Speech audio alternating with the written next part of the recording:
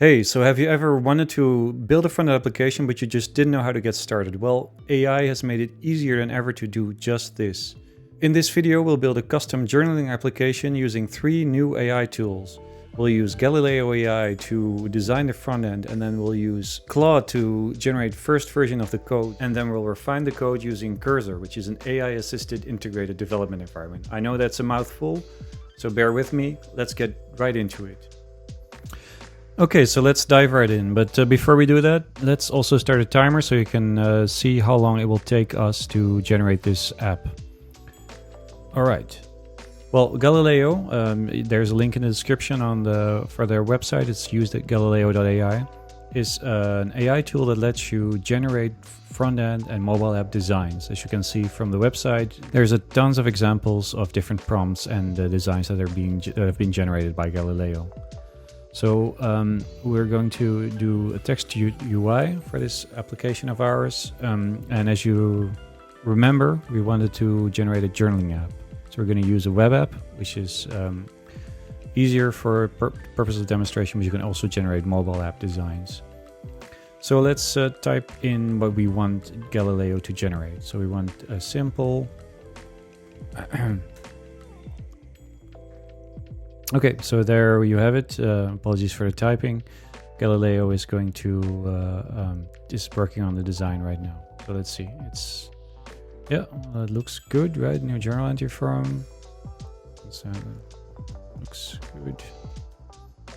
While it's working on the design, which takes a little bit of time, I'm going to show you a different feature as well. So this is one that I've been using a lot because it lets you tailor the style a lot better than you would be able to do with just words, right? So this is a feature of Galileo where you can upload pictures and then use those pictures along with the prompt, along with the description of what you want Galileo to generate designs for different pages. So as you can see, I've been using this a lot for an app that I'm currently working on. It's also linked in the description. So let's see what we have here. This is our app. So it's actually generated 4 designs. Let's see which one is nicest. This is with a single button. Okay, there is another one. It's generated the full app actually. That's a new one. That's a lot. Okay, so let's ask it to... It needs to be a single page app. So generate just a home page with all the let's see, described above. Let's see. Okay.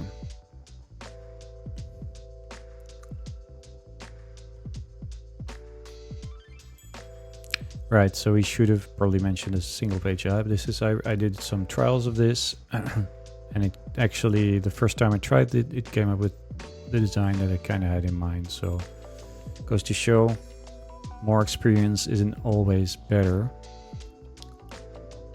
There we have it, something that's close to what I had in mind, even though my name isn't Jackie. Right, it did come up with the same name as before. That's interesting. See what the other one is, but this is already pretty good. So I'm just going to save this image.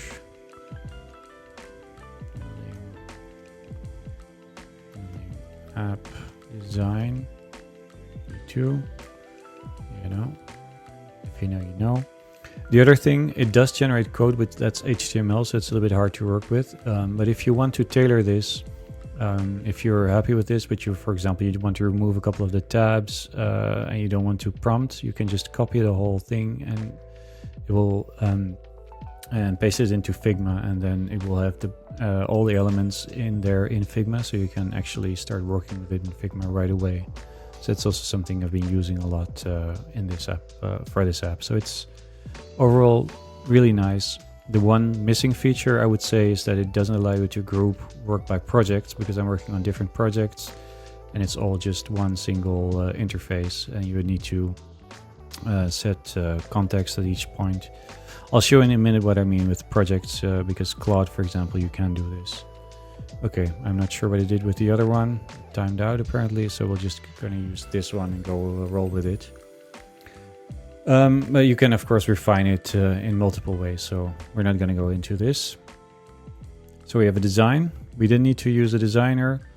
And now we're going to generate a first version of the page using Claude. So Claude is a large language model that's been trained to do all kinds of different things. Okay, so this is the Claude interface. And what we're going to do is we're going to add the image that we just downloaded from Galileo AI, which is this one. It's now been added. And we're going to ask Claude to generate code from this image. The app that we're going to build, this is based on my experience, so you might want to use, might want to generate different code, but I'm going to ask it to generate code for a React app that's running Next.js, and it's styled with Tailwind, are the frameworks that I have most experience with. But of course, you might want to do this differently. Generate. So it's gonna. Right. So it's picked up on the image. It's gonna do. Generate the code for us. While this is running, let's already create the boilerplate project. So we're going to do that by using something called create React app, which is a boilerplate to get you started with all the necessary components you need to run a Next.js React application. So as you can see, it's in the background, it's generating code, and we're gonna call this journaling app. It's already a file there, so let me remove that.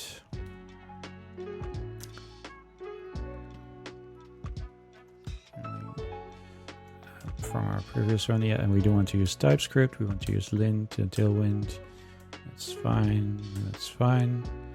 We're going to use defaults for everything basically, so no need to think too much about this. In the meantime, you can see it's you can see a preview here. It won't run, but of the journaling app that we had in the image from Galileo AI. So you can see it's this one. It doesn't look exactly like this, so we might want to polish this down the line, but it's a good first step. And this is a lot of code, as you can see here from the code section. You know, this is all these details that we don't need to worry about. I mean, especially Tailwind CSS styling. This is a lot of work to write out yourself. Front-end code in particular, in my experience, I mean, I'm a machine learning engineer, is very verbose, so it's a lot of details that you need to know to get it right, which you no longer need to know, because now you can just ask an AI to do this for you. So we've copied the content here, and we'll also ask it to.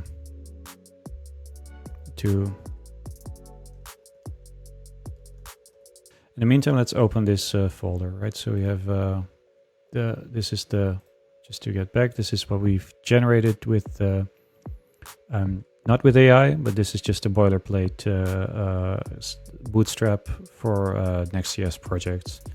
So we have it here. Let's see, drawing app. And we are opening this with Cursor, which is our AI-assisted integrated development environment. What we have here is this is all code that is generated from the Bootstrap project. So this is not generated by AI per se, but this is all code. These are all files that you need to start a simple Next.js project. So let's see what this looks like. We're running it with npm run dev. Don't worry too much about the details. Let's see what it looks like. It's going to compile, as you can see here in the terminal. It's currently compiling to run. So this, again, this is a boilerplate Next.js application. And what we're going to do now is we're going to copy the code that Claude has generated for us into the project. So let's see. It's telling us it's giving us a couple of instructions. So we need to install the seed React, which is a package for the icons. And how I do this is typically by finding but I don't know which version, so I usually do this by going to npm.js. I guess there's probably better ways to do this, but hey, I'm not a front-end engineer. So you can see the latest package is 0.435. And we need to add this to the package JSON. We'll install and then we can rerun it. It won't have changed anything here, right? It's still the same Bootstrap generated project. And then we're going to add the code from the that's been generated by Claude. So we have a component here, this one. We're going to copy that. All right, so you have a component. Don't worry too much about the structure here. This is a basic setup that is used a lot in front-end development. Okay, now we have the app, the page, which is the home page that is currently showing the boilerplate code. And we also need to copy that part of the code here. Let's see, it's this one. Here we are importing the generated component. Okay, so let's see. Let's see what happens when we do this. Looks like it failed to compile. There is an issue. Yeah, this is a typical React thing where you always need to have, for components, you usually have to use, you have to set them as client components so they're running in the browser. Let's see. Okay. Well, we have something, but it doesn't really look like what we had in Galileo AI, right? I guess the styling is off. So one thing that we're going to do is we're going to ask it to fix all the issues.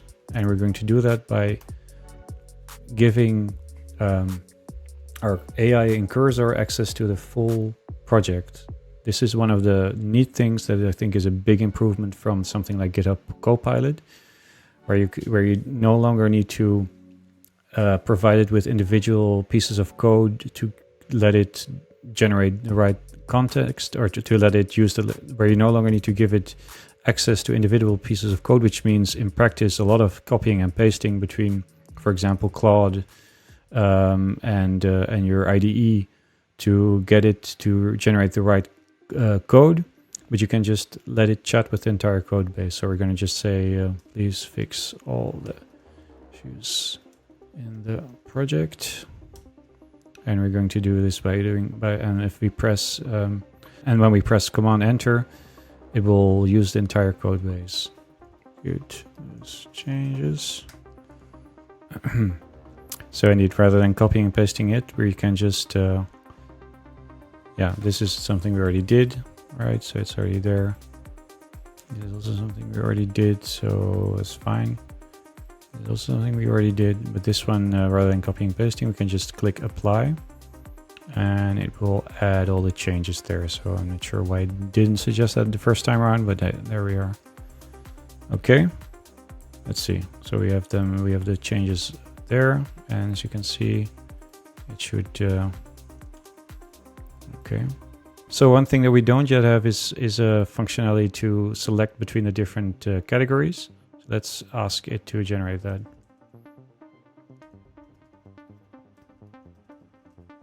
So we're going to ask it, we're going to give it minimal context in this case, but hey, it should be able to pick up on this. Right.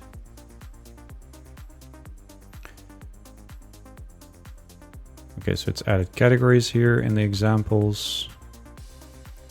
And there we have the different journal categories, and it's added, it's still generating. It's still generating, and there it is. Let's see if we can apply this. Entire file. Let's see. Okay, should be there. Let's see and refresh. All right. So we have some, as you can see here, we have some filtering going on, right? So this is basic, and of course you need to add backend and you need to add storage, but you can do this with Cursor IDE in the same way as you would, as we've just done with the select boxes. So let's see where we're at in terms of timing. 21 minutes. So this is actually worse than before. But I think in 15 minutes, if you don't mess up and you're not explaining things, like I did in this video, you could get a working React app in something like 15 minutes. So pretty cool, right? In about 15 minutes or so, we were able to generate an application that allows us to log journal entries with minimal coding involved. It's just us telling AIs what to do.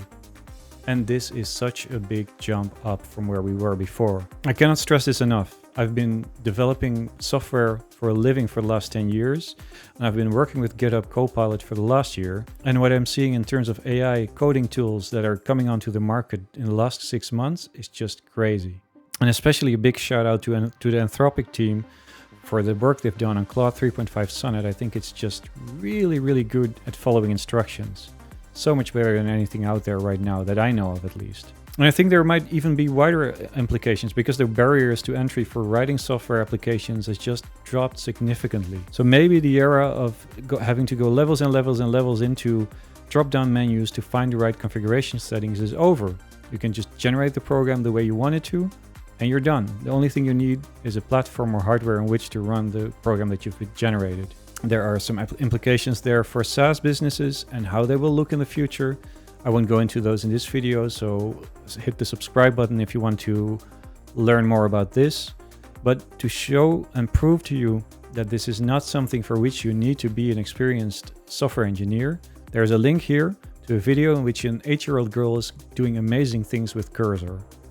Right, so no need for 10 years of software engineering experience. You can just get started right now. So, and that's all I have for today. So happy learning, happy generating, happy coding, or whatever it is that you want to do. See you next time.